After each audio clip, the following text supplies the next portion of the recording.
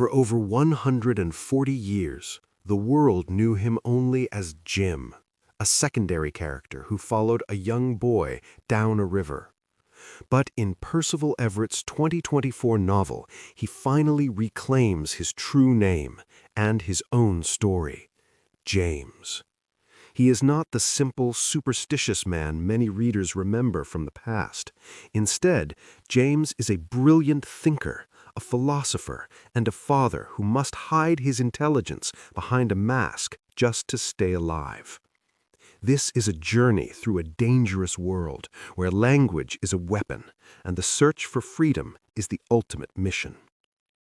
The author behind this powerful book is Percival Everett, a highly respected American writer born in 1956.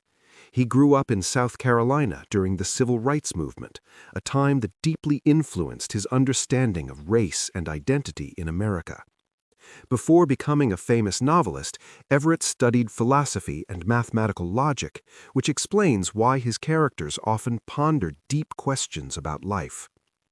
Published in 2024, James is set in the mid-1800s during the time of slavery in the American South.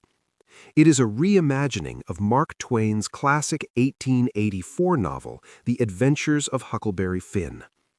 While Twain's original book is very famous, Everett felt that the character of Jim was never given the humanity or voice he deserved. He wrote this novel to have a conversation with history and to show the world through James's eyes. In this version of the tale, we learn a shocking secret. James can read and write. He has spent years sneaking into a judge's library to study philosophy, even dreaming of arguing with famous thinkers like Voltaire. Around white people, however, he must pretend to be uneducated to keep himself and his family safe. Living in Hannibal, Missouri, James leads a double life until he overhears a terrifying plan. He is about to be sold to a trader in New Orleans and separated from his wife and daughter forever. To save himself and his family, he hides on a nearby island in the Mississippi River. There, he meets young Huck Finn, who has also run away to escape an abusive home. The two begin a dangerous journey down the river on a raft. For James, the trip is not a fun adventure, but a fight for survival. He even gives lessons to other enslaved children on how to speak in a slave filter, using incorrect grammar so that white people feel superior and safe. He tells his daughter, "The better they feel, the safer we are." This shows us that his speech is a performance he uses to survive. As they travel, they face many threats, including a pair of dangerous con men called the King and the Duke. James is even separated from Huck and forced to join a traveling minstrel show where he must wear makeup to hide his true identity. The most powerful moment in the book happens when James reveals a secret that changes everything. He is Huck's biological father.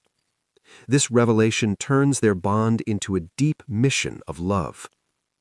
After many escapes and battles, James uses his courage to rescue his family and leads them towards a new life in the North. When he is finally asked for his name at the end of the journey, he no longer accepts the labels given to him by others. He declares, "I am James." One major idea in the book is the power of language. For James, reading and writing are not just skills, they are acts of freedom. He believes that when you write your own story, you truly become yourself. Another important theme is performance.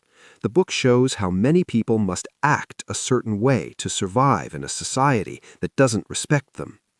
James uses his doubled voice as a shield, showing us that our true selves are often hidden deep inside.